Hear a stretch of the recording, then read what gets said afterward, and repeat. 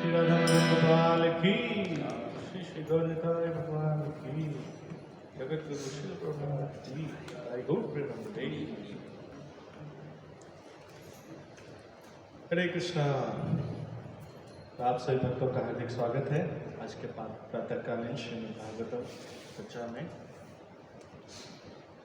तो हम लोग श्रीमद् भागवतम के 10वें स्कंद के 16वें अध्याय, जिसका शीर्षक है कृष्ण द्वारा कालिया नाग को प्रताड़ना। इस अध्याय के श्लोक संख्या 45 और 46 पे आज चर्चा करेंगे। तो 45 श्लोक मैं उच्चारण करके उसका अनुवाद पढ़ूंगा, और फिर जो 46वां श्लोक है वो जब मैं उच्चारण करूंगा तो फिर आप सब लोग भी उसका उच्चारण करेंगे।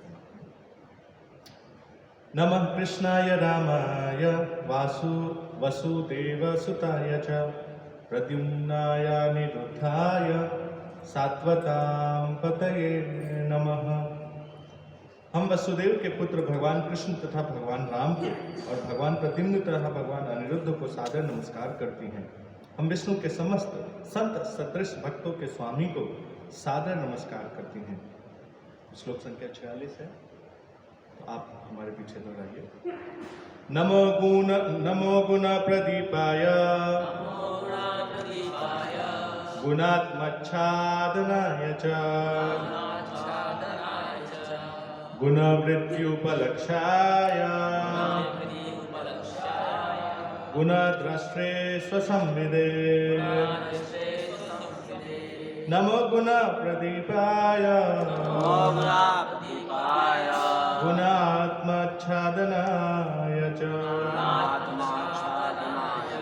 गुणवृत्त्युपलक्ष्याय गुणद्रष्टे स्वसंविदे। नमो गुण प्रदीपाय गुणात्मच्छादनाय च गुणवृत्त्युपलक्ष्याय गुणद्रष्टे स्वसंविदे।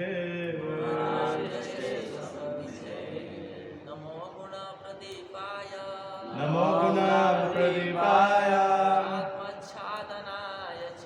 गुणात्मच्छादनाय च गुणवृत्त्युपलक्ष्याय गुणद्रष्टे स्वसंविदे। नमो गुण प्रदीपाय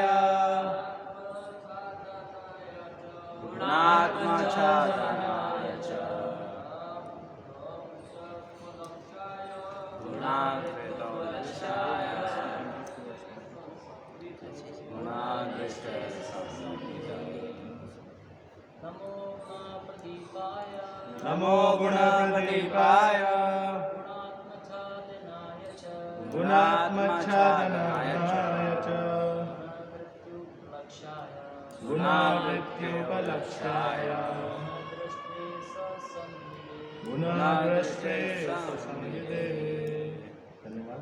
माता जी। नमो गुण प्रदीपाय गुणात्मच्छादनाय च गुणवृत्त्युपलक्ष्याय गुणद्रष्टे स्वसंविदे। नमो गुण प्रदीपाय गुणात्मच्छादनाय च गुणवृत्त्युपलक्ष्याय गुणद्रष्टे स्वसंविदे। धन्यवाद। इसका शब्दार्थ हमारे पीछे दोहराइए। नमः नमस्कार गुण प्रदीपाय विभिन्न गुणों को प्रकट करने वाले को। गुण भौतिक गुणों से आत्मा स्वयं छादनाय वेश बदलने वाले को च तथा गुण गुणों के वृत्ति कार्य करने से उपलक्ष्याय सुनिश्चित किए जा सकने वाले को गुण दृष्टे गुणों के पृथक साक्षी को स्व अपने भक्तों को संविदे ज्ञात। इसका अनुवाद इस प्रकार से है। नाना प्रकार के भौतिक तथा आध्यात्मिक गुणों को प्रकट करने वाले हे भगवान, आपको हमारा नमस्कार। आप अपने को भौतिक गुणों से छिपा लेते हैं, किंतु अंततः उन्हीं भौतिक गुणों के अंतर्गत हो रहे कार्य आपके अस्तित्व को प्रकट कर देते हैं। आप साक्षी रूप में भौतिक गुणों से पृथक रहते हैं और एकमात्र अपने भक्तों द्वारा भली भांति किए हैं। तात्पर्य श्रील प्रभुपाद जी के शिष्यों के द्वारा। गुण के अनेक अर्थ हैं। प्रकृति के 3 गुण, सतो, रजो तथा तमो गुण, शुद्धता तथा आध्यात्मिक उन्नति के कारण प्रकट किए गए उत्तम गुण अथवा मन, बुद्धि जैसी आंतरिक इंद्रियां। प्रदीपाय का अर्थ है प्रकट होने वाला या प्रकाश करने वाले को। इस तरह नाग पत्नियां यहाँ पर भगवान को संबंधित कर रही हैं कि आप समस्त भौतिक तथा आध्यात्मिक गुणों को प्रकट करने वाले हैं एवं जीवों को चेतन बनाने वाले हैं। कोई भी व्यक्ति भौतिक प्रकृति के पर्दे से ऊपर उठकर ही भगवान का दर्शन कर सकता है, इसलिए उन्हें गुणात्मच्छादनाय कहा गया है। यदि कोई विधिवत तथा बुद्धिमानी के साथ भौतिक गुणों की कार्य प्रणाली का अध्ययन करे तो वह इसी निष्कर्ष पर पहुंचेगा कि भगवान का अस्तित्व है और वे अपनी माया शक्ति उन्हीं को चकराने के लिए दिखलाते हैं जो उनकी शरण ग्रहण नहीं करता। चूंकि भगवान गुणों के साक्षी हैं, अतएव वे इनसे कभी प्रभावित नहीं होते। वे गुण दृष्टे कहलाते हैं। स्व का अर्थ अपने ही, अतः स्व संविदे का अर्थ है कि भगवान कृष्ण अपने ही लोगों भक्तों द्वारा जाने जा सकते हैं और केवल भगवान ही अपने आप को भली भांति जान सकते हैं। अतएव हमें भगवत गीता में दिए गए कृष्ण के उपदेशों को ग्रहण करके इस सही निष्कर्ष भगवान के चरण कमलों का पूर्ण समर्पण पर पहुंचना चाहिए। इस तरह हमें नाग पत्नियों के उदाहरण का पालन करते हुए भगवान का विनीत भाव से गुणगान करना चाहिए। ओम ज्ञानतिमिरान्धस्य ज्ञानाञ्जनशलाकया चक्षुरुन्मीलितं येन तस्मै श्रीगुरवे नमः। श्रीचैतन्यमनोभीष्टं स्थापितं येन भूतले स्वयं रूपः कदा मह्यं ददाति स्वपदान्तिकं। वन्देऽहं श्रीगुरो श्रीयुतापदकमलं श्रीगुरून् वैष्णवांश्च। श्रीरूपं साग्रजातं सहगण रघुनाथान्वितं तं सजीवं साद्वैतं सावधूतं परिजनसहितं कृष्णचैतन्यदेवं श्रीराधा कृष्णपादान् सहगण ललिता श्रीविशाखान्वितांश्च। हे कृष्ण करुणा सिंधु दीनबन्धो जगत्पते गोपेश गोपिका कांता राधाकांत नमोस्तुते। तप्त कांचन गौरांगी राधे वृंदावनेश्वरी वृषभानुसुते देवी प्रणमामि। वाञ्छाकल्पतरुभ्यश्च कृपा सिन्धुभ्यैव च पतितानां पावनेभ्यो वैष्णवेभ्यो नमो नमः। जय श्री कृष्ण चैतन्य प्रभु नित्यानंद श्री अद्वैत गदाधर शिवासादि गौरभक्तवृंद। हरे कृष्णा कृष्ण कृष्ण हरे हरे, हरे राम राम राम हरे हरे। नमो विष्णुपादाय कृष्णपृष्ठाय भूतले श्रीमते भक्तिवेदांत स्वामिनिते नामिने। नमस्ते सारस्वते देवे गौरवाणी प्रचारिणे निर्विशेष शून्यवादी पाश्चात्य देश।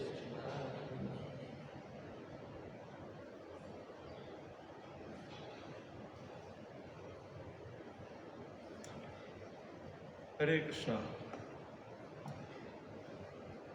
तो जो संदर्भ है कि भगवान श्री कृष्ण ने कालिया का दमन कर दिया है।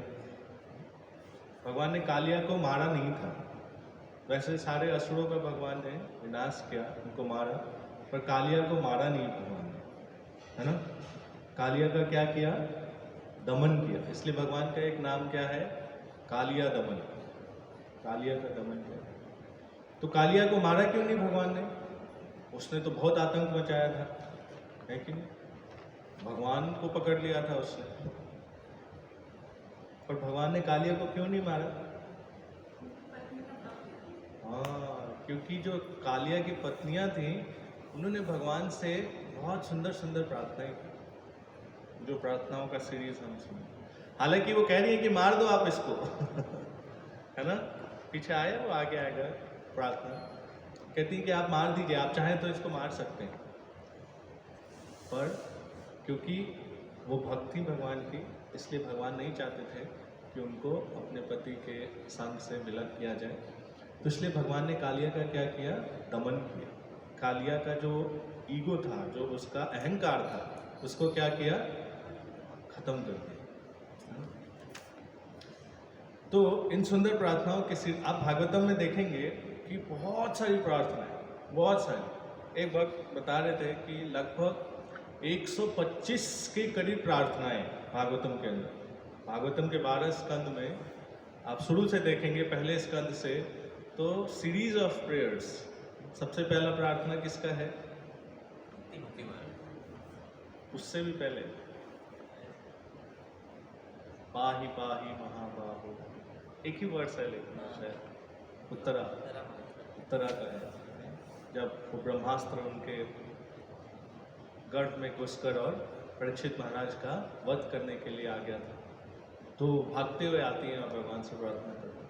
तो ऐसे कुंती महारानी की प्रार्थना है, उसके बाद फिर भीष्म स्तुति है, भीष्मदेव की प्रार्थना है, ब्रह्मा जी की प्रार्थना है, शिव जी की प्रार्थना है, प्रचेताओं की प्रार्थना है, नारद मुनि की प्रार्थनाएं हैं, ध्रुव महाराज की प्रार्थनाएं हैं, प्रहलाद महाराज की प्रार्थनाएं हैं, है कि नहीं? फुल ऑफ प्रेयर्स है।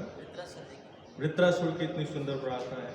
फिर इंद्र उसके बाद आके जब भगवान से प्रार्थना करते हैं, तो ऐसे सीरीज ऑफ 10वें स्कंद में तो और भी कई सारी प्रार्थनाएं, ब्रह्मा जी की प्रार्थना है, गोपियों की गीत है, सो में। तो उन्हीं सीरीज ऑफ प्रेयर्स, अभी प्रेयर्स का बड़ा इंपॉर्टेंस है भक्ति के। आप देखेंगे भक्ति का जो 9 अंग है, भक्ति की जो 9 विधियां हैं, उसमें एक अंग क्या है? वंदनम, है ना। वंदनम आता है ना, श्रवणम कीर्तनम विष्णु स्मरणम पाद सेवनम अर्चनम वंदनम दास्यम साख्यम आत्मा निवेदनम। ये भक्ति की 9 विधियां बताई प्रहलाद महाराज ने, तो उसमें से एक है वंदनम। और ये एक ऐसा विधि है जो व्यक्ति हर कंडीशन में कर सकता है। वंदनम प्रार्थना, चाहे वो बीमार भी हो। अभी कोई बीमार है तो कई बार नाम जप नहीं कर पाता है कि नहीं? होता है ना, नाम जप नहीं कर पाता, कथा श्रवण नहीं कर पाता। लेकिन ये वंदनम भक्ति का वो अंग है जो व्यक्ति हर परिस्थिति में कर सकता है। चाहे वो मरणासन भी होगा, उसका मृत्यु भी होने वाला होगा, तो भी वो क्या कर सकता है? भगवान से प्रार्थना कर सकता है। तो ये प्रार्थना की बड़ी विशेषताएं हैं। प्रार्थना कई प्रकार के भी बताए गए हैं, खासकर कई जगह 10 प्रकार के बताए गए हैं, कई जगह 3 प्रकार के बताए गए हैं, बहुत सारी प्रार्थनाएं हैं। पर ये जो नाग पत्नियां भगवान से प्रार्थना कर रही हैं, तो भगवान का बड़ा सुंदर गुणगान कर रही हैं। आप भागवतम के माध्यम से सीख सकते हैं कि हमें भगवान को जब प्रार्थना करनी चाहिए तो कैसे करनी चाहिए। साधारणतः लोग भगवान के सामने आके सीधा अपनी इच्छाओं को प्रकट कर देते हैं कि भगवान आज ये काम हो जाए, कल वो काम हो जाए, सीधा आके यही कहते हैं कि भगवान ऐसा ऐसा हो। पर हम भागवतम के माध्यम से देखते हैं कि प्रार्थना कैसे करनी चाहिए। सबसे पहले भगवान का, आप जितनी भी प्रार्थनाएं देखेंगे, उसमें सबसे पहले जो प्रार्थना करने वाला भक्त है वो क्या करता है? भगवान का गुणगान करता है, भगवान को ग्लोरीफाई करेगा। अभी जैसे एक प्रार्थना आता है पुरुष सूक्त, सुना है आप सबने पुरुष सूक्त प्रार्थना? उसमें भगवान का इतना विशाल गुणगान करते हैं। उसमें पहला जो श्लोक है, एक्चुअली पुरुष सूक्त अलग अलग वेदों में है, चारों वेदों में है, पर हम जो मुख्यतः यूज करते हैं कृष्ण शुक्ल यजुर्वेद से आता है। उसमें कहते हैं हरि ओम सहस्र सहस्रशीर्षा पुरुषः सहस्राक्षः सहस्रपात् स भूमिं विश्वतो वृत्वा अत्यतिष्ठत् साङ्गुलम्। इसमें कहते हैं सहस्र शीर्षा। जो भगवान है उनके कितने सिर हैं? सहस्र, सैकड़ों सिर है। सहस्र शीर्ष। भगवान ने जब अर्जुन को कहाँ दिखाया? भगवत गीता में, भगवत गीता के 11वें अध्याय में भगवान ने अर्जुन को कौन सा रूप दिखाया? अपना कौन सा रूप दिखाया? विराट रूप दिखाया। उसमें अर्जुन ने क्या देखा कि हर तरफ भगवान के सिर सिर दिख रहे हैं, हर तरफ भगवान के हाथ ही हाथ दिख रहे हैं। सहस्र शीर्षा, सहस्र अक्षर, उनकी सहस्र आंखें, सैकड़ों आंखें हैं। उसी तरह से उनके सहस्र पैर हैं, सहस्र हाथ हैं। तो ऐसे करके जो प्रार्थनाएं शुरू होती हैं वो भगवान के गुणगान से शुरू। अभी गुणगान क्यों जरूरी है? देखिए, हमारे बारे में कोई कुछ अच्छा बोलता है, हमारी बड़ाई करता है, तो हमें अच्छा लगता है कि नहीं लगता? लगता है ना अच्छा। दूर से अगर कोई हमारे बारे में बात कर रहा होगा तो हमें अच्छा, मेरा नाम आया, हाँ मेरा नाम आया, है कि नहीं? हम अपना नाम जैसे ही सुनते हैं हमारे कान खड़े हो जाते हैं, है कि नहीं? वैसे ही भगवान भी क्या है? एक व्यक्ति है ना। हम सब इस चीज से अवगत है ना कि भगवान भी एक व्यक्ति है। तो भगवान व्यक्ति है, तो भगवान को भी अपना गुणगान सुनना अच्छा लगता है। हमारे अंदर जो भी गुण है वो कहाँ से आए हैं? उसके सोर्स कौन है? भगवान है। तो क्योंकि भगवान को अपना गुणगान सुनना अच्छा लगता है, इसलिए हमें भी अपना गुणगान सुनना अच्छा लगता है। तो जैसे हमारे गुणगान से हमें प्रसन्नता मिलती है, वैसे ही जब हम भगवान का गुणगान करते हैं तो भगवान भी क्या हो जाते हैं? प्रसन्न हो जाते हैं।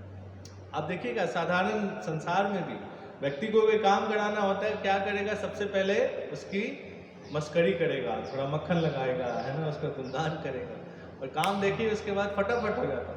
आप सीधा जाके किसी को बोलो है ऐसा कर दो, हो सकता है वो मना कर देगा, और आप जाके उसका थोड़ा सा गुणगान करो कि प्रभु जी आप तो बहुत अच्छे हैं, हमने आपका कीर्तन सुना, बड़ा अच्छा लगा, आप बहुत सुंदर प्रवचन देते हैं, नहीं? ऐसे करके थोड़ा सा माहौल जब बना देते हैं तो सामने वाले से पॉजिटिव रिस्पांस आना क्या हो जाता है? थोड़ा ज़्यादा चांस बढ़ जाता है, नहीं? तो वैसे ही हम जब भगवान से हमें कुछ मांगना हो ना, तो कैसे करें? भगवान का भी गुणगान। तो यहाँ नाग पत्नियाँ जो है, अब हालांकि भक्ति जो है वो अहेतु की होती है, भक्ति किसी कारण से युक्त नहीं होती है। हमें भगवान से प्रार्थना खाली इसलिए नहीं करना चाहिए कि हमें भगवान से कुछ चाहिए। ऑफ कोर्स भगवान है ही गुणगान के लायक। इस सृष्टि में अगर कोई व्यक्ति, कोई पुरुष है जिसका गुणगान होना चाहिए तो वो कौन है? भगवान। हम कोई व्यक्ति सुंदर होता है, उसको बोलते हैं देखो कितना सुंदर है, और भगवान क्या है? भगवान परम सुंदर है। भगवान से सुंदर कोई है क्या?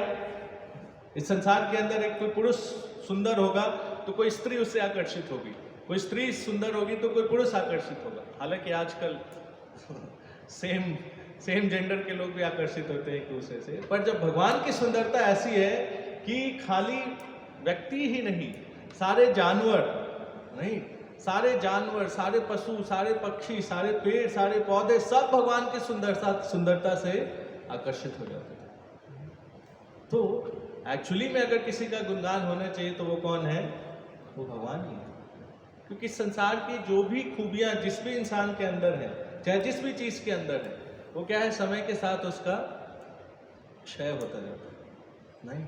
अब जैसे मैं बाहर से आ रहा था तो मैं को ध्यान आ रहा था कि जब ये मंदिर का उद्घाटन हुआ था 2017-2018 में, तो इसका जो बाहर का जो कलरिंग था क्या सुंदर लगता था, और अब समय के साथ साथ क्या हो रहा है? वो थोड़ा फेड हो रहा है। अब दोबारा से हमें इसको पेंट करना है कि नहीं? तो संसार के अंदर जो कुछ भी है उसका समय के साथ क्षय होता है। पर भगवान के बारे में बताते हैं कि भगवान का जो भी गुण है, जय श्री श्री राधा मदन गोपाल की, श्री श्री निताई गौर चंद्र भगवान की, शिल प्रभुपाद की। भगवान के अंदर जो कुछ भी गुण है वो समय के साथ उसका क्या होता है? और उसमें बढ़ोतरी होती रहती है। भगवान की सुंदरता दिन प्रतिदिन बढ़ती जा रही है। आप भगवान के अर्च विग्रहों के दर्शन मात्र से ही इस चीज़ को फील कर सकते हैं कि अगर भगवान की सेवा पूजा अच्छे भाव से होती है तो उनकी सुंदरता और रिवील होती है, नहीं? वो और सुंदर होते चले जाते हैं।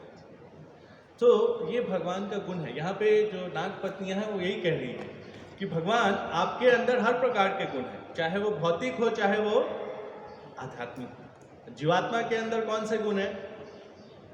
भौतिक या आध्यात्मिक? जीवात्मा के अंदर कौन से गुण है? हम सबके अंदर भौतिक गुण है, आध्यात्मिक गुण है? कुछ भौतिक भी है, कुछ आध्यात्मिक भी है। ऑफ कोर्स, क्योंकि हम भी भगवान के पार्ट एंड पार्सल हैं। जो आत्मा है वो किसका अंश है? भगवान का अंश है। तो भगवान के अंदर ये दोनों गुण का जब वो प्रदर्शन कर सकते हैं तो आत्मा के अंदर भी वो रहेगा। एक समुद्र के अंदर जो पानी है उसका जो स्वाद है वही एक कप में अगर आप समुद्र का पानी लेंगे तो स्वाद तो वही रहेगा, है ना। क्वांटिटी कम हो जाएगा, मात्रात्मक दृष्टि से वो कम है समुद्र के मुकाबले। वैसे भगवान के अंदर जितने गुण हैं हो सकता है हमारे अंदर उतने नहीं है, लेकिन है दोनों ही प्रकार। पर क्या है, हमारा जो आध्यात्मिक गुण है वो भौतिक रूप से प्रकट होता है, नहीं। हमारे अंदर जो आध्यात्मिक गुण है वो भी क्योंकि हमारे अंदर इस शरीर का, हमारे आत्मा, जब आत्मा इस संसार के अंदर आती है तो उसके ऊपर शरीर का एक आवरण आ जाता है। तो उसके कारण उसका जो आध्यात्मिक गुण है वो भी कैसे प्रकट होता है? इस भौतिक शरीर के माध्यम से। जैसे आध्यात्मिक गुण किसे कहते हैं? आपके समझ में आध्यात्मिक गुण क्या है?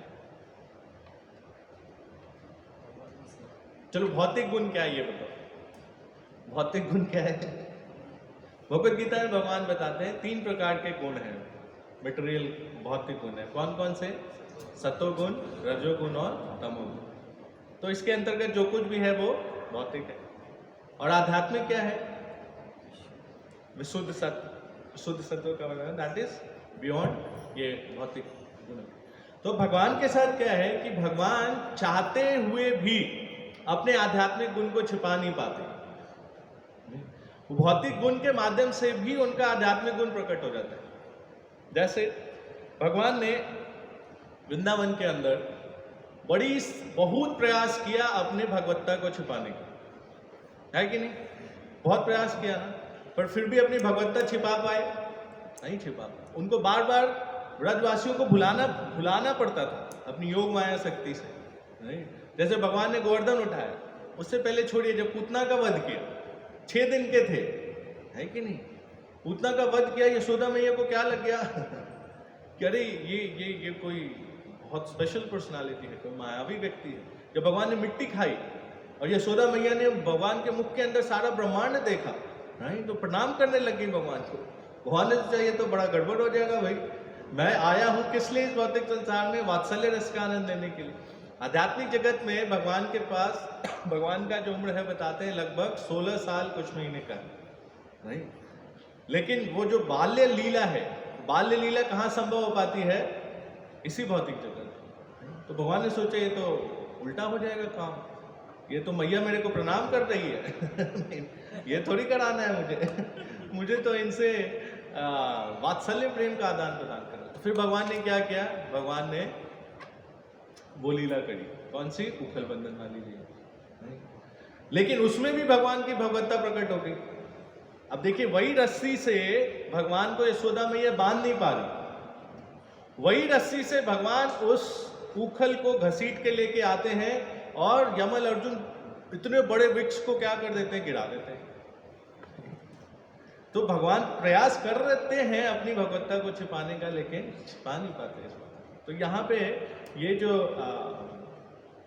नाग पत्नियां हैं वो भगवान का इसी प्रकार से गुणगान कर रही हैं कि भगवान आपके अंदर दोनों ही हैं, नहीं, लेकिन आपके गुणों के माध्यम से आपका जो वास्तविक अस्तित्व है वो प्रकट हो जाता है।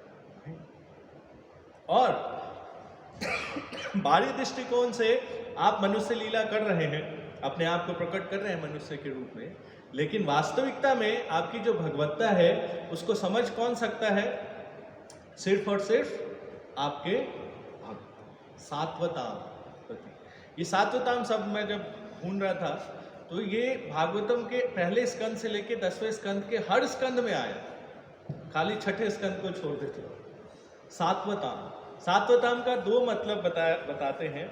एक तो भगवान का जो डायनेस्टी है, भगवान जिस परंपरा से है, यदुवंश, उसमें एक राजा हुए जिनका नाम क्या था? महाराज सात्वत। तो कई बार ये सात्वत शब्द का इस्तेमाल हो रहा है भगवान के परंपरा को दिखाने के लिए कि आप जो है इस वंश से। एक सात्वत का मतलब बताया गया है जो कि भगवान के भक्त हैं। भागवतम के पहले स्कंद में जब सूत गोस्वामी का वर्णन आ रहा होता है उस समय भी वहाँ पे बताया गया। ये पहले स्कंद के पहले अध्याय में 12वां श्लोक है जिसमें बताते हैं सूत जानासि भद्रम ते भगवान सात्वतां पति देवक्याम वासुदेवस्य जातो यस्य चिकीर्षया। तो यहाँ पे जो सात्वत शब्द का इस्तेमाल किया गया क्या दिखाने के लिए कि भगवान की जो परंपरा है वो किससे जुड़ी हुई है, सात्वत परंपरा से जुड़ी। फिर दूसरे अध्याय में, पहले स्कंद की दूसरे अध्याय में दोबारा इस शब्द का इस्तेमाल हुआ है। ये बहुत फेमस श्लोक है, आप सब जानते हैं। तस्मादेकेन मनसा भगवान सात्वतां पतिः श्रोतव्यः कीर्तितव्यश्च ध्याय पूज्यश्च नित्यदा। तो यहाँ पे भी भगवान को क्या बताया गया कि भगवान आप क्या है, सात्वत पति हैं। पति का मतलब क्या होता है माता जी बताइए आप, पति का मतलब पालन करने वाला, रक्षा प्रदान करने वाला, सुरक्षा प्रदान करने वाला। तो सुखदेव गोस्वामी दूसरे स्कंद के चौथे अध्याय के 20वें श्लोक में बताते हैं पति के विषय में। कई बार पति यूज करते हैं इसमें। श्रियः पतिर्यज्ञपति प्रजापतिर्धियंपतिर् लोकपतिर्धारापति पतिर्गतिश्चंदका वृष्णे सात्वतां प्रसीदतां में भगवान सतां पति। इसमें कह रहे हैं कि भगवान कौन है, श्रियः पति। श्रियः मतलब लक्ष्मी देवी, उनके भी पति हैं। यज्ञपति, यज्ञ के पति हैं, तो यज्ञ पुरुष का नाम। प्रजापति, प्रजा के पति हैं। धीयंपति, धिया मतलब, धी का मतलब एक होता है बुद्धि, बुद्धि जी। लोकपति, पूरे लोक के पति हैं, लोक की रक्षा करने वाले। धरापति, धरा मतलब पृथ्वी देवी, उसके भी पति। पतिर्गतिश्चांधका, अंधकों के पति हैं, वृष्णि के पति हैं, सात्वतों के पति हैं। तो ऐसे करके ये शब्द का इस्तेमाल आप देखेंगे हर कहीं। और 10वें स्कंद में तो कई चैप्टर्स में आया है। और यहाँ पे ये श्लोक संख्या जो 45 था उसमें भी जो नागपत्नियां ने प्रार्थना किया उसमें क्या कह रही है, प्रद्युम्नानिरुद्धाय सात्वतां पतये। यहाँ पे भगवान के 4 रूपों का वर्णन किया है नागपत्नियों ने इस श्लोक में। कौन कौन सा, एक तो भगवान कृष्ण, दूसरा कहते हैं नमः कृष्णाय रामाय।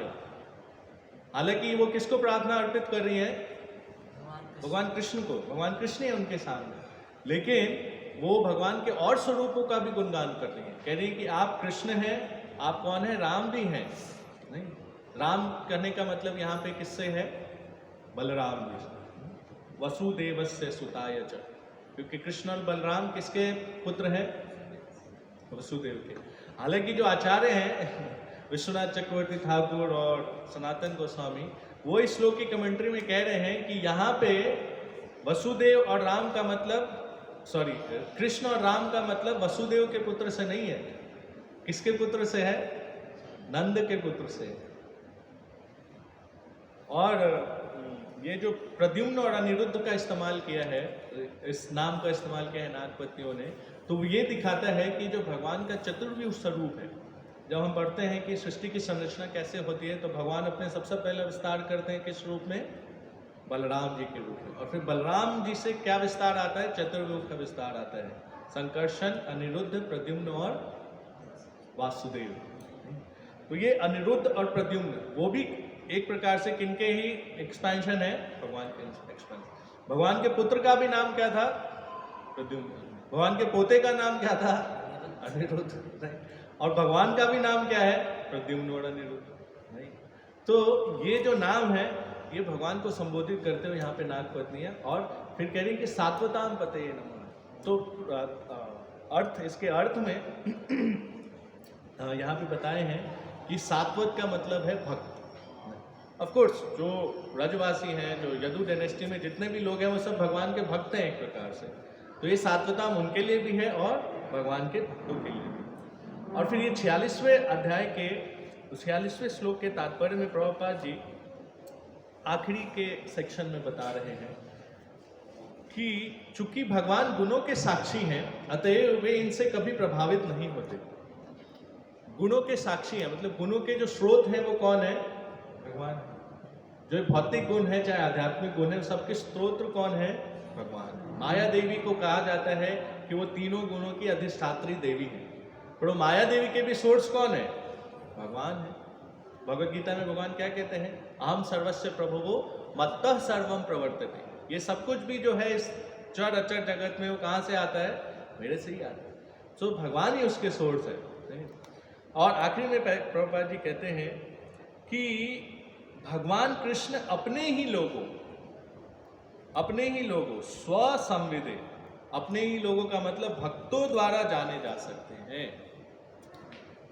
अभी देखिए पूरा संसार भगवान का ही क्रिएशन है। जितने चाहे देवी देवता हैं, चाहे जीव हैं, चाहे जानवर हैं, चाहे जंतु हैं, जितने भी 84 लाख क्यों हैं, सब क्रिएशन किसके हैं? भगवान के ही क्रिएशन। लेकिन स्पेसिफिकली कहा गया है यहाँ पे कि भगवान जो है वो किसके द्वारा जाने जा सकते हैं? भक्तों के द्वारा जाने जा सकते हैं। प्रेमांजन छुड़ित भक्ति विलोचनी, कि भगवान को कौन देख सकता है? जिसकी आंखें जो है वो प्रेम के काजल से। बहुत सारे देवी देवता हैं, बहुत सारे लोग हैं। भगवत गीता भागवतम के 12वें स्कंद के 13वें अध्याय का पहला श्लोक है, कौन सा है? यम ब्रह्मा सुत उवाच, कहते हैं यम ब्रह्मा वरुणेन्द्र रुद्र मरुता स्तुन्वन्ति दिव्यैस्तवै वेदै सांगपदक्रमोपनिषदैर् गायन्ति यं सामगा ध्यानावस्थित तद्गतेन मनसा पश्यन्ति यं योगिनो यस्यान्तं न विदुः सुरासुरगणा देवाय तस्मै नमः। तो ये भागवतम का आखिरी अध्याय है। तो सूत गोस्वामी क्या कह रहे हैं कि मैं उन भगवान को प्रणाम कर रहा हूं जिनको कि ब्रह्मा, इंद्र, रुद्र सब अपना प्रणाम अर्पित करते हैं, नहीं? और जो वेद है, वेदास पर्सनिफाइड, जो स्वयं वेद है, वो भी भगवान का इतना सुंदर गुणगान करते हैं। कृष्णा बुक का एक चैप्टर है, प्रेयर्स बाय वेदास पर्सोनिफाइड, बहुत बड़ा चैप्टर है। पूरे कृष्णा बुक का सबसे लंबा चैप्टर वही है, नहीं? तो उसमें भी जो वेद है वो भगवान का गुणगान कर रहे हैं, कैसे उपनिषदों के माध्यम से, पदक्रम के माध्यम से, जिनको जो योगीगण है वो अपने हृदय में देखने का प्रयास करते हैं, और जिनको कि जितने भी देवी देवता हैं, दैत्य हैं, वो समझ नहीं पाते। यहाँ पे कह रहे हैं कि भगवान जो है वो इतनी आसानी से समझ में नहीं आते। यस्यांतम न विदुः सुरासुर गणा, कि सुर असुर गण वो भी भगवान को नहीं समझ पाते। उनको कौन समझ पाते हैं? भगवान के भक्त ही समझ पाते हैं। एक बहुत ही महान संत हुए हैं, हालांकि वो मुस्लिम खानदान से थे, कवि रस खान, नाम सुना है आपने? तो उन्होंने बड़े सुंदर ब्रज भाषा में भगवान का गुणगान किया। वो क्या कहते हैं? शेष गणेश महेश दिनेश सुरेश हो जाहि निरंतर गावै, जाहि अनादि अनंत अखंड छेद भेद सुभेद बतावै, नारद से सुख व्यास रहे पचिहार तु पुनि पार न पावै, ताहि अहिर किछो हरिया छाछिया भरी छाछ पे नाच नचावै, ताहि अहिर किछो हरिया छाछिया भरी छाछ पे नाच नचावै। क्या कह रहे हैं कि वो भगवान जिसका कि गुणगान कौन कर रहे हैं? शेष गणेश महेश दिनेश सुरेश। शेष मतलब अनंत शेष हो गए, नहीं? गणेश गणेश जी हो गए, महेश शिव जी हो गए, दिनेश सूर्य देवता, दिन के ईश्वर दिनेश, सुरेश इंद्र देवता, सुरेश जो सुरों के ईश है, सुर मतलब होते हैं देवों के जो ईश्वर है। ये निरंतर गान कर रहे हैं भगवान का, नहीं? शेष, अनंत शेष के बारे में विशेष करके बताया गया है कि उनके अनंत फण है, उन अनंत फणों से वो अनंत समय से अनंत रूप भगवान का जो है गुणगान कर रहे हैं, लेकिन फिर भी पूर्ण रूप से भगवान का गुणगान नहीं कर रहे। और कहते हैं जाहि अनंत अनंत अखंड अछेद अभेद सुभेद। ये सब भगवान को क्या बता रहे हैं कि भगवान अनंत है, भगवान अखंड है, भगवान अछेद है, भगवान अभेद है। नारद से सुख व्यास रहे, नारद मुनि, व्यास देव सब भगवान का गुणगान कर रहे हैं। उन भगवान को, उन परम पुरुषोत्तम भगवान को कौन? ताहि अहिर की छोहरिया। अहिर बोलते हैं किसको? जो ग्वाल जो गायों को चढ़ाते हैं, है कि नहीं? हर जगह फेमस नहीं है सब, पर बिहार में, यूपी में जो यादव होते हैं जो गायों को चढ़ाने के लिए लेके जाते हैं उनको बोलते हैं अहीर, नहीं? तो ताही अहीर की छोहड़िया जो ग्वाल बाल थे, नहीं? उनकी जो छोटी छोटी बच्चियां थी, गोपियां थी, वो क्या करती थी? छछिया भरी छाछ पे नाच नचावे। छछिया मतलब क्या होता है? जैसे छोटा ग्लास होता है थोड़ा सा, उतने छाछ के लिए वो क्या कर रही हैं? उन परम पुरुषोत्तम भगवान को नाच नचा रही हैं जिनके अनंत गुणों का बखान बड़े बड़े देवी देवता दैत्य नहीं कर पाते। क्यों? कैसे संभव है? कैसे संभव है? ऐसे संभव है क्योंकि भगवान जो है वो सिर्फ और सिर्फ किसके द्वारा पार पाए जा सकते हैं? भक्तों के द्वारा।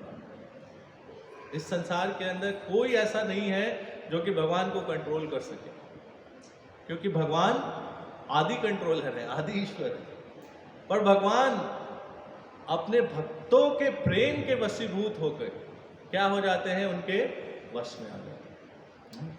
जब गोपियां भगवान कहती थी कि तुम नाचो, कृष्ण नाचो, हम तुमको छाछ पिलाएंगे, तो कहती थी ठीक है, अगर मैं गाऊंगा साथ में तो अगर गाओगे साथ में तो थोड़ा मक्खन भी देंगे। तो भगवान क्या करते थे? गा के डांस करके दिखाते थे। किस लिए? कि थोड़ा छाछ मिलेगा, थोड़ा मक्खन मिलेगा। अब सोचिए, भगवान के लिए ये छाछ और मक्खन कोई बड़ी चीज है? इस पूरे चराचर जगत को जो सप्लाई कर रहा है, हर प्रकार के भोजन, हर प्रकार के साग सब्जियां, फल, हर प्रकार के दूध, हर सब कुछ जो सप्लाई कर रहा है, वो थोड़े से छाछ के लिए, थोड़े से मक्खन के लिए क्या कर रहा है? डांस करके दिखा रहा है। ये सिर्फ संभव है कैसे? भगवान के प्रेम में जो भक्त हैं उनके प्रेम के कारण भगवान वशीभूत होके। तो यहाँ प्रभुपाद तात्पर्य में यही कह रहे हैं कि सिर्फ भक्त ही आपको जान सकते हैं, सिर्फ भक्त ही आपको समझ सकते हैं, और कोई नहीं समझ सकता। तो ये जो भगवान से कनेक्शन है, ये जो भगवान से प्रेममयी सेवा है, ये जो प्रेमांजन छुरित भक्ति विलोचनेन कब होता है? जब अज्ञान तिमिरांधस्य होता है। जब अभी अज्ञान का जो तिमिर है, अज्ञान का जो अंधकार है, उसने हमारे पूरे मन बुद्धि के ऊपर एक कवरिंग किया हुआ है। ये जब अज्ञान का तिमिर छटता है, कैसे? गुरु के आशीर्वाद से। गुरु के आशीर्वाद से जब ये अज्ञान का तिमिर दूर होता है, तब जाके हम क्या कर पाते हैं? तब जाके हम भगवान की प्रेममयी सेवा में लग सकते हैं। जब हम सुबह मंगल आरती गाते हैं, है ना, उसमें तो सबसे पहला स्टैंजा है, क्या कहते हैं इसमें? संसार दावा नलली नलोका आदाय कारुण्य घन घनत्वं प्राप्तस्य कल्याण गुणा नमस्य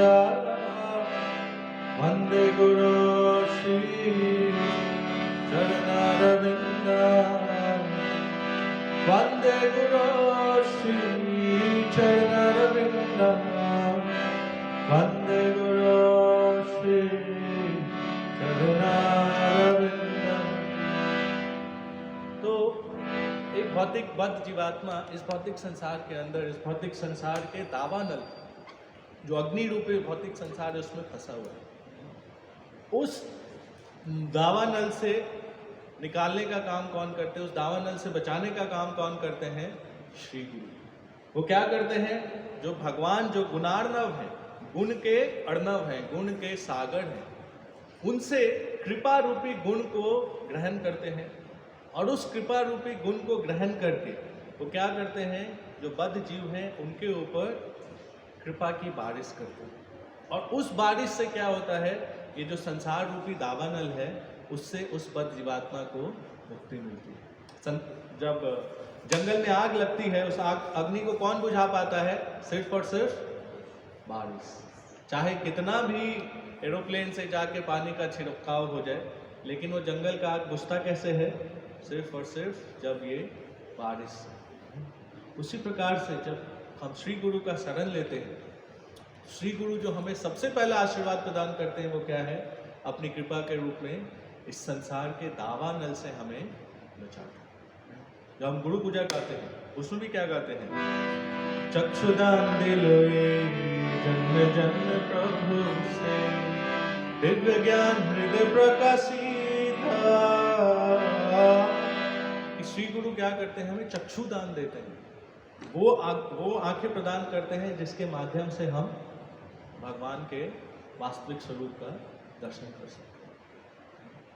तो जब हम श्री गुरु का शरण लेंगे, श्री गुरु की कृपा प्रदान होगी हमें, तब जाके उस कृपा के माध्यम से हमारा जो ये अज्ञान रूपी तिमिर है वो दूर होगा, और जब वो दूर होगा तब जाके हम अपने आंखों पे प्रेम के अंजन को लगा पाएंगे, और जब उस प्रेम के अंजन से हमारे आंखों के ऊपर वो जो सलाका, वो जो काजल लग जाएगा, तब जाके क्या होगा, हम भगवान के वास्तविक दिव्य स्वरूप का दर्शन कर पाएंगे। जैसे यहाँ प्रभुपाद जी कह रहे हैं कि भगवान अपने भक्तों के द्वारा ही जाने जा सकते हैं। तो वो जो कनेक्शन श्री गुरु से है, जो आध्यात्मिक गुरु है या जो भगवान के भक्त हैं, उनसे डेवलप करना बहुत जरूरी है। एक एक्सपेरिमेंट हुआ अर्ली 20th सेंचुरी, मतलब 1900 से आगे चल के थोड़ा, वो एडिक्शन के ऊपर एक्सपेरिमेंट था। एडिक्शन मतलब क्या होता है, लत जो लग जाती है लोगों को। तो उसमें उन्होंने क्या किया, इंसानों पे कोई भी एक्सपेरिमेंट करने से पहले चूहों पे एक्सपेरिमेंट होता है। तो ये हमारे मित्र विश्व स्वरूप को भी बता रहे थे 3-4। तो चूहे को क्या किया उन्होंने, एक केज के अंदर, एक पिंजरे में बंद किया, और उसमें 2 बर्तन में, एक बर्तन में पानी रखा और एक बर्तन में शराब रखा, और चूहे को बंद कर दिया उसके अंदर। नहीं तो चूहा थोड़े समय तो घूमता रहा इधर उधर, नहीं, फिर वो पानी वाले पॉट में घुसा, पानी पिया थोड़ा, फिर उसके बाद घूम घूम के कहाँ घुसा, शराब वाले पॉट में घुसा। तो जब उसको थोड़े टाइम बंद रखा उसमें, तो क्या देखा कि वो जो चूहा था दोबारा पानी में नहीं गया और सारा का सारा शराब गट कर गया। और ऐसा एक चूहे के साथ नहीं, उन्होंने कई चूहों के साथ एक्सपेरिमेंट किया, और सबके सब क्या पी रहे थे, शराब ही पी रहे थे। सारे शराबी चूहे थे, नहीं। तो उन्होंने क्या निकाला निष्कर्ष इसका, कि ये जो लत लगना है, ये जो एडिक्शन है, वो नेचुरल है। अगर व्यक्ति को उस चीज के संपर्क में लाया जाएगा तो उसका स्वाभाविक उसके प्रति आकर्षण हो जाएगा। तो बहुत लंबे समय तक ये थ्योरी चलती रही कि जो एडिक्शन है वो स्वाभाविक है, मतलब वो नेचुरल है। फिर एक साइकोलॉजिस्ट थे, एक शोधकर्ता थे, उनका नाम था ब्रूस के अलेक्जेंडर। तो 1970 के दशक में उन्होंने इस एक्सपेरिमेंट को दोबारा किया, क्योंकि वो डी एडिक्शन के प्रति थोड़ा जागरूक थे लोगों के अंदर, इस लोगों को, क्योंकि 1960s का जो दौर था उसमें हम पढ़ते भी हैं, प्रभुपाद जी ने भी उसी दौरान इस्कॉन की स्थापना करी। तो उस समय ये जो एडिक्शन था बहुत, मतलब बहुत उसका प्रभाव आ गया था समाज के ऊपर, खास करके जो युवा वर्ग था। प्रभुपाद जी ने भी हिपीज क्या थे, वो पूरे टाइम नशे में धुत रहते थे, है ना, गांजा शराब ये इन्हीं सब चीज़ों में रहता था। तो ये ब्रूस के अलेक्जेंडर 1970s में इस एक्सपेरिमेंट को दोबारा किया। इस बार ही उन्होंने क्या किया कि उस चूहे को उस पिंजरे में नहीं बंद किया, चूहे के लिए एक पूरा रैट पार्क बनाया। उस पार्क में पानी भी था, शराब भी था, लेकिन उसके साथ साथ और भी कई सारी चीज़ें थी। उसके साथ झूले थे, उसके साथ उसके घूमने के लिए बहुत सारा स्पेस था, पेड़ थे, पौधे थे, जंगल था, ऐसा पूरा रैट पार्क बना। फिर उसमें चूहे को छोड़ा। तो उसमें जब उन्होंने स्टडी किया इसको, तो इसमें क्या निकल के आया कि चूहा जो है अभी भी शराब पी रहा है, नहीं, चूहा ने शराब की तरफ देखा भी नहीं, उसके पास भी नहीं गया। तो इस एक्सपेरिमेंट से उन्होंने क्या निष्कर्ष निकाला कि अगर मीनिंगफुल कनेक्शन हो व्यक्ति के पास, तो फिर उसका किसी भी प्रकार का जो एडिक्शन है वो क्या हो सकता है, दूर हो सकता है। तो हम इसको अपने परिप्रेक्ष्य में, अपने आध्यात्मिक अंडरस्टैंडिंग में कैसे इसको समझ सकते हैं कि अगर हम सबके जीवन के अंदर एक मीनिंगफुल कनेक्शन है, किससे? गुरु से, भक्तों से, भगवान से। तो हमारे ये जो भौतिक आकर्षण है, अभी हमारे लिए भौतिक आकर्षण क्या है? नेचुरल है कि नहीं? नेचुरल है ना भौतिक आकर्षण। नेचुरल, अच्छे खाने के प्रति, अच्छा देखने के प्रति, अच्छा सुनने के प्रति, अच्छा पहनने के प्रति नेचुरल आकर्षण है। नहीं, ये होना गलत नहीं है। लेकिन अगर हम अपने आप को एक मीनिंगफुल कनेक्शन स्टैब्लिश कर पाए गुरु से, भक्तों से, भगवान से, तो क्या होगा? हमारे जो भौतिक आकर्षण है उससे हम अपने आप को बचा पाए। और वो मीनिंगफुल कनेक्शन स्टैब्लिश करने के लिए बहुत ज़रूरी है कि हम एक प्रामाणिक संप्रदाय के अंतर्गत एक प्रामाणिक गुरु के शरण को ग्रहण करें। क्यों? क्योंकि उनकी कृपा से ही हमारा ये जो संसार रूपी दावानल है उससे हमें मुक्ति मिले। राइट? तो अभी 4 मिनट है। आप में से किसी का कोई प्रश्न है? जी, चंद्राचार्य।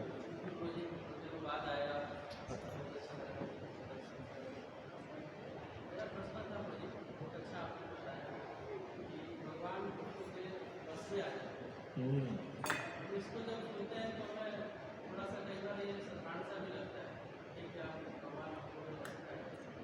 तब अगर मैं हमारे जीवन में देखूँ तो मतलब अपने लिए, साधक के लिए, तो क्या साधना का एक इसको नहीं होना चाहिए कि भगवान को बसते हैं। तो वास्तव में क्या एक जो ऐसे साधक होते हैं और प्रयास कर रहे हैं कि भगवान उनके बस पे होते हैं, उनके साथ कैसे?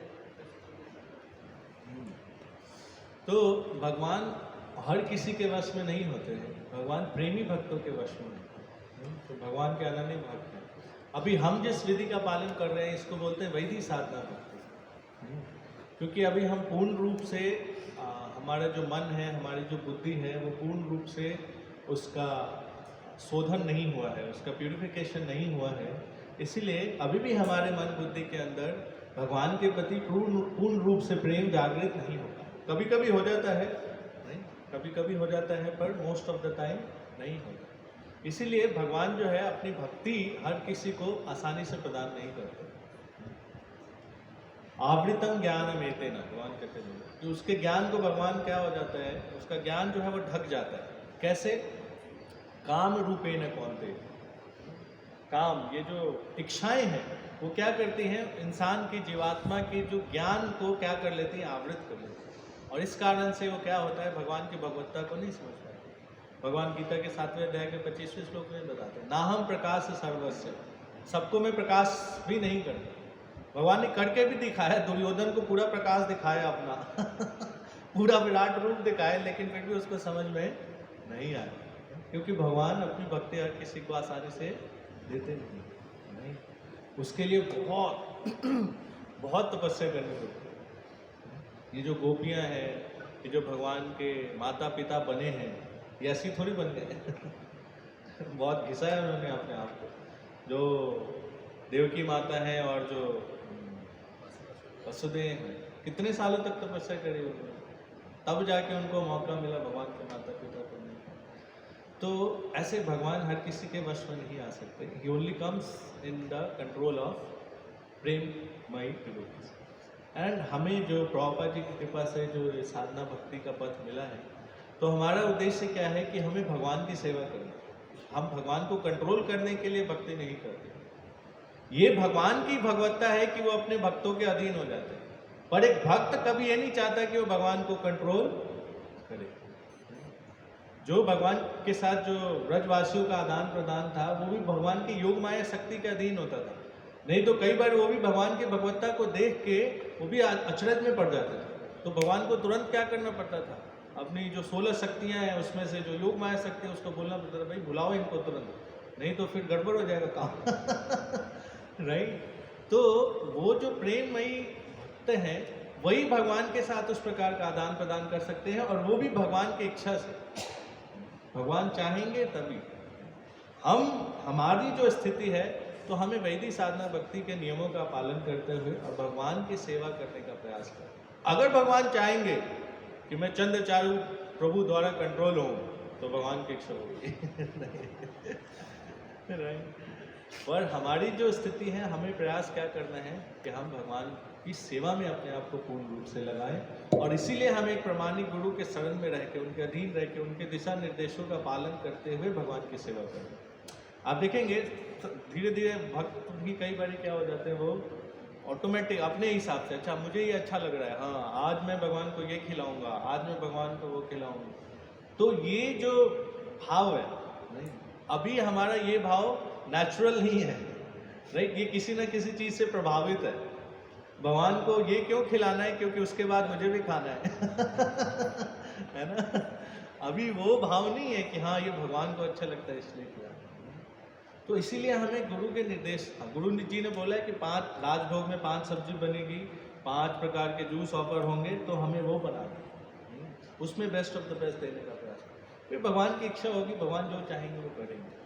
और 100% गारंटीड है कि अगर चैतन्य महाप्रभु के इस आंदोलन के माध्यम से भगवान प्रभुपाद जी के सानिध्य में रह के अगर हम इस वैदिक साधन भक्ति का पालन करते हैं, तो चैतन्य महाप्रभु स्वयं आए ही इसलिए है, उन्नत उज्ज्वल रस प्रदान करने के लिए।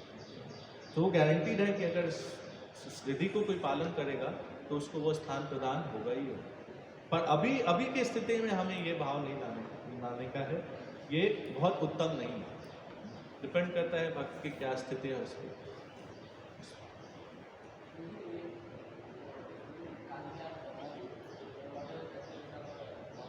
दमन का मतलब होता है उसको अधीन कर लेना, नहीं, दमन का मतलब होता है उसको अपने नीचे कर लेना, दमन करना, करेक्ट। तो उनको इंद्रियों को वश में करना चाहिए। भगवान ने कालिया को वश में किया कैसे? कालिया जो था अपना फन उठा के क्या करने का प्रयास कर रहा था, भगवान को काटने का प्रयास कर रहा था, पर भगवान ने क्या किया, उसके ऊपर डांस कर करके अपने चरणों का इम्प्रिंट उसके सर के ऊपर डाला और उसका सारा विष, उसका सारा ईर्ष्या, उसका सारा जो अहंकार था उसको क्या कर दिया, खत्म कर दिया, अपने चरणों के अधीन ले आया भगवान उसको। तो दमन का एक मतलब होता है वश कर, कंट्रोल में कर लेना। तो भगवान ने कालिया को वश में कर लिया। लेकिन कालिया ने पहले भगवान को फंसाने का प्रयास किया, अपने कुंडली में भगवान को दबाने का प्रयास किया, पर अल्टीमेटली वो क्या हो गया, भगवान के शरणागत होना पड़ गया, भगवान के वश में आने का। ओके, थैंक यू, आप सभी भक्तों का बहुत बहुत धन्यवाद। ग्रंथराज श्रीमद् भागवतम की, अनंत कोटि वैष्णव वृंद की, श्री श्री राधा मदन गोपाल की, श्री गाय गौर शंकर भगवान की, जगत गुरु श्री प्रभुपाद जी की, जय गौर प्रेमानंद।